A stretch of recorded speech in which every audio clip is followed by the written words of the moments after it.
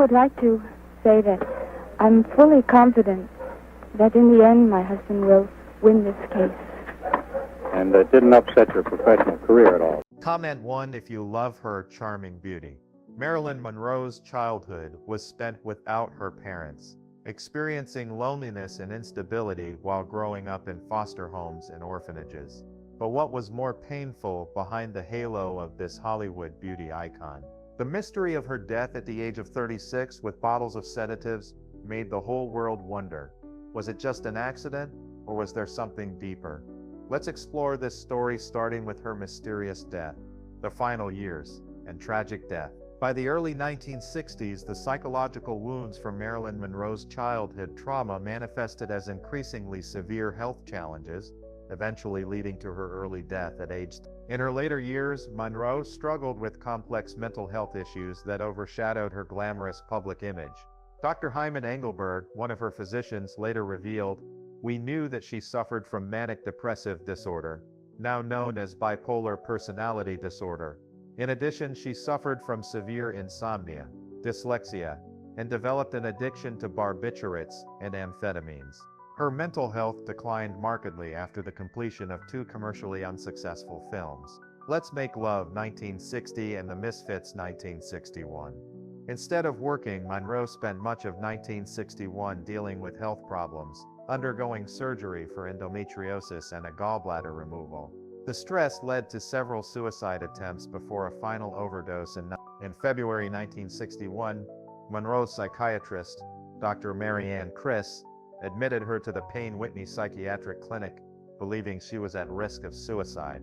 Monroe entered the clinic under the name Faye Miller, expecting to be given a restful stay, but instead found herself locked in the psychiatric ward. Her experience at Payne Whitney was traumatic. There was no sympathy at Payne Whitney. It had a very bad effect, she wrote to Dr. Ralph Greenson. "I felt I was in a prison for a crime I did not commit." In desperation, she smashed a chair against a window and threatened to harm herself to get attention. After 3 days of terror, her ex-husband, Joe DiMaggio, secured her release and arranged for her transfer to Columbia Presbyterian Medical Center, where she remained for 3 weeks. On August 4, 1962, Monroe spent her last day at home in a state of intoxication from drugs and alcohol. Housekeeper Eunice Murray discovered her body at approximately 3:25 a.m. on August 5 when she noticed that Monroe's bedroom light was on, but the door was locked. After looking through the French windows, Murray saw that Monroe appeared strange with one arm stretched across the bed and one hand hanging down on the telephone. Dr. Greenson entered the room with a fireplace poker and found Monroe dead.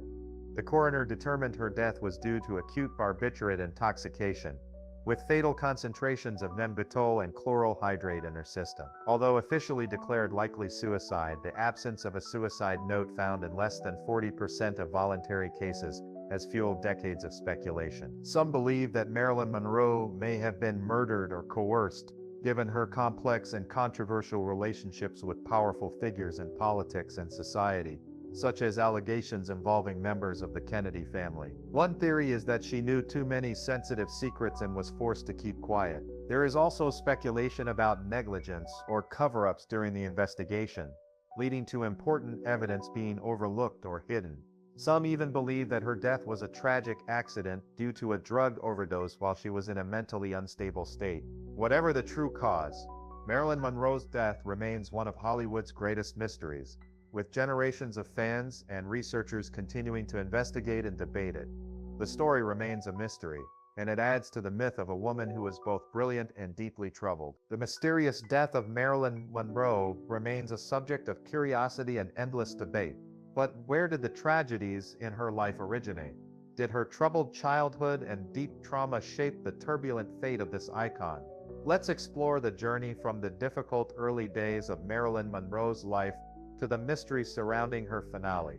A childhood marked by instability. Beneath the glamour of Hollywood icon Marilyn Monroe's blonde hair, there was a childhood filled with turmoil and deep turmoil, a journey that was often fraught with emotional voids that were difficult to fill. Norma Jeane Mortensen, Marilyn's birth name, had a challenging early life, being moved around a lot, living in a series of foster homes, always searching for a place to belong that always seemed out of reach. From the very beginning, Norma Jeane did not have the stability that a normal child deserved. At just 2 weeks old, her mother, Gladys Baker, placed her in the care of the Bollanders, a devout family living in Hawthorne, California. It was a rare time in her childhood when she felt a sense of peace and belonging. However, that stability was quickly shattered when she turned 7. In 1934, her mother suffered a severe mental breakdown, which led to Norma Jeane being placed in the Los Angeles Orphan Society in September 1935, marking a major turning point in her life as she became Ward 30. Nearly 2 years of living in an environment lacking affection and adequate care had a great impact on her mental development. Not stopping there, after her time in the orphanage, Norma Jeane continued her uncertain journey through a series of different foster families, up to 12 families in total, each with a separate situation. It was this constant transition that made her struggle to adapt and find a sense of security, leading to difficulties in social communication. Teachers once commented that she was a shy, withdrawn child, often avoiding eye contact and intimate relationships with her peers. What was even more heartbreaking was that during several of her foster homes, Norma Jeane suffered irreparable trauma, including one when she was just 8 years old and living in a boarding house. These horrific experiences not only left deep physical marks but also deepened her psychological scars, leaving her lonely and fearful. Another dark spot in her life was the huge void left by the absence of her biological father, whom Norma Jeane had never met. It was not until she was 8 that she saw his picture for the first time, an emotional moment when she felt a connection and hope that she had a real father. It was so nice to have a father, to be able to look at his picture and know that I belonged to him, she recalled with emotion. However, the harsh truth gradually revealed itself when she discovered that her father had not died in an accident, as her mother had said, but had abandoned her and her child before she was born. Nevertheless, this absent father figure remained an idealized figure in Norma Jeane's imagination, a conflicted driving force behind many of her struggles in relationships as an adult. In addition, the increasingly deteriorating mental health of her mother, Gladys Baker, cast a dark shadow over Norma Jeane's formative years. Just days after giving birth, Gladys suffered a violent delusion that led her to attempt to stab a friend. Her condition worsened, reaching a peak in January 1934, when Norma Jeane, just 8 years old, witnessed her mother struggling with panic attacks that required police intervention. Diagnosed with paranoid schizophrenia, Gladys was repeatedly admitted to psychiatric institutions, most notably the State Hospital in Norwalk. The psychological trauma and genetic illness running through her maternal family complicated the situation. Norma Jeane's maternal grandmother, Della, had suffered from manic depressive disorder and died in a psychiatric hospital, while her great-grandfather chose the most negative path. All these factors intertwined to create a mental environment filled with pressure and fear, causing Norma Jeane to grow up with a deep obsession with abandonment and worry that she would suffer from the same illness as her mother. A troubled childhood, unresolved emotional wounds, and a lack of family affection laid the foundation for the tragic yet glorious life of Marilyn Monroe, who overcame it all to become one of the greatest cultural icons of the 20th century. However, beneath that halo was always a girl with a fragile, lonely soul and a desire to be loved completely. Her troubled childhood was marked not only by her constant relocations, but also by her complicated relationship with her biological mother, Gladys Baker. Can a child truly experience maternal love when her mother is struggling with her demons? The strained bond with mother Norma Jeane's relationship with her birth mother, Gladys Baker, is a journey of fractures, pain, and rare moments of connection. Like pieces of broken glass that reflect light and cut into their memories, the complexity of the relationship stems not only from personal tragedies, but also from the deeply entrenched mental illness and conservative society of the time, where women like Baker had little choice between motherhood and their inner turmoil. Norma Jeane was never given a full mothering experience. Just 2 weeks after her birth, Gladys sent her daughter to live with the Bollanders, a devout Christian couple in Hawthorne, California, who agreed to care for her as their own.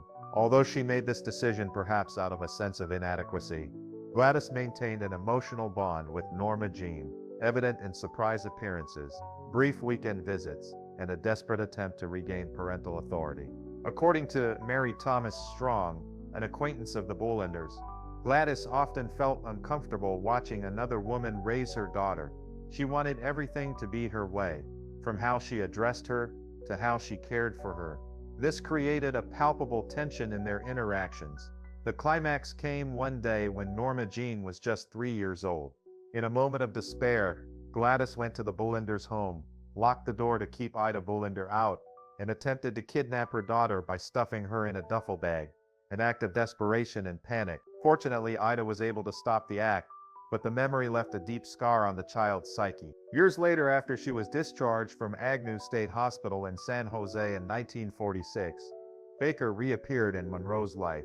Now a young woman on the cusp of adulthood, Monroe was on the verge of becoming a famous model. Her first marriage to James Dougherty was on the rocks, and a bright Hollywood future was looming. They lived together briefly, but the reunion did not heal but deepened the rift. Gladys expressed clear disapproval of her daughter's acting ambitions, a career she considered unsuitable. She also began to engage in unusual behavior, such as dressing as a nurse and wandering around the house, as if lost in a role that only she understood. Then, not long after, Gladys disappeared. She said she was moving to Oregon, but in reality she married a man named John Stewart Ellie, who was later discovered to have a wife and family of his own in Idaho. Once again, she left without explanation, leaving Monroe emotionally distraught and devastated. Monroe never completely turned her back on her mother. However, throughout her adult years, she sent monthly allowances to Baker as a way of showing filial piety and responsibility. However, as Baker's mental condition continued to deteriorate, she was eventually committed to the Rockhaven Sanatorium in California. From then on, communication between mother and daughter became sparse, reduced to a few letters, brief phone calls, and fragmented memories. Monroe harbored complicated feelings about the mother who loved her, but also deeply hurt her. She was both sorry and angry, and haunted by the fear that she would follow her mother's path, falling victim to a genetic mental illness. She confided to friends about unexplained panic attacks, bouts of insomnia, and an indescribable sense of emptiness. These fears, sadly, came true. In her later years, Monroe exhibited similar symptoms: mood swings, an addiction to barbiturates, and a sense of hopeless loneliness, even at the height of her fame.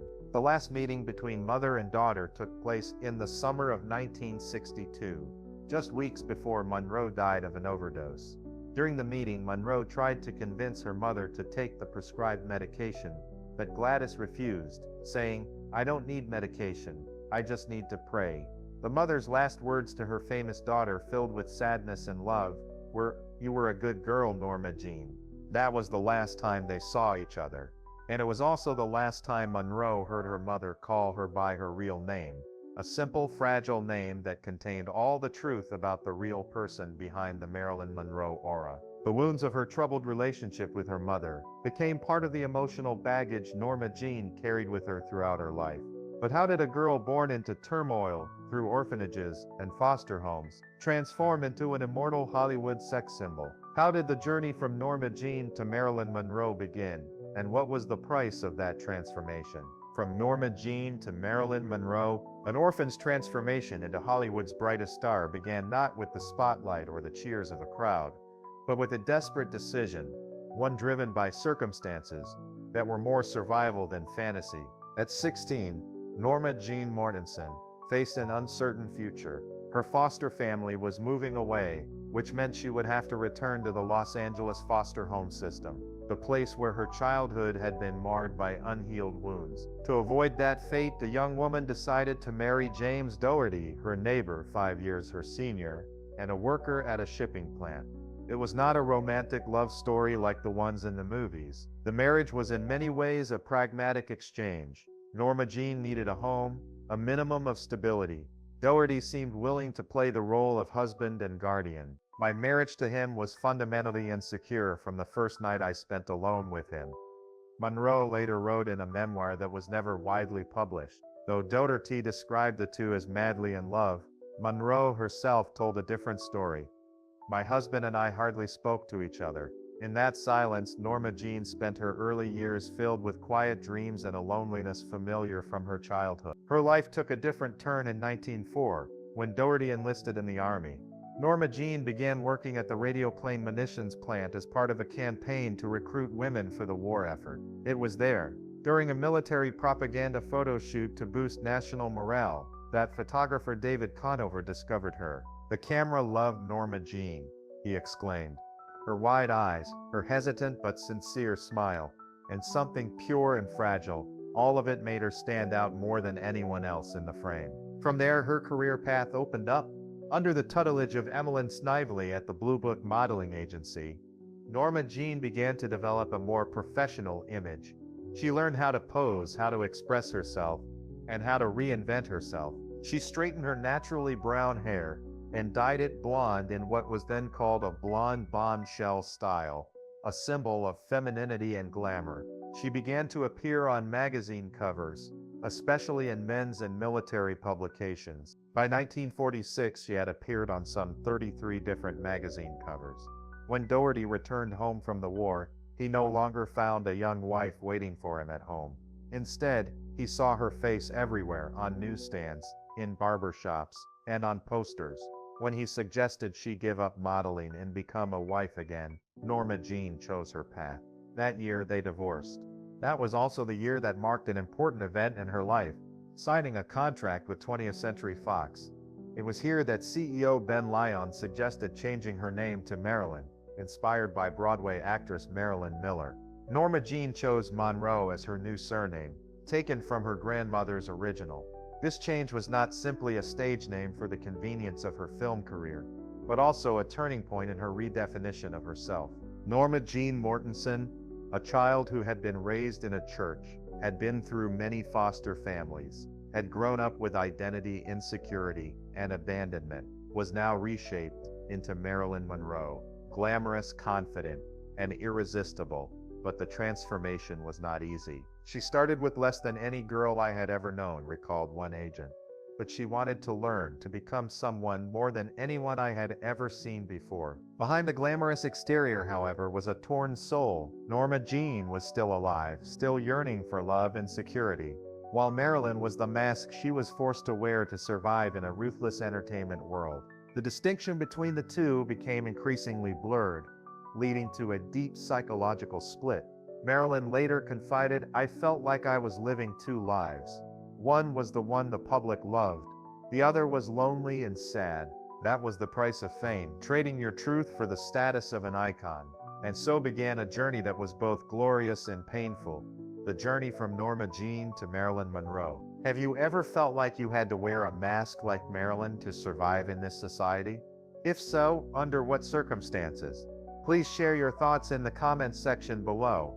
We would love to hear from you. And don't forget to like the video and subscribe to the channel for more interesting updates. Thank you and see you in the next video.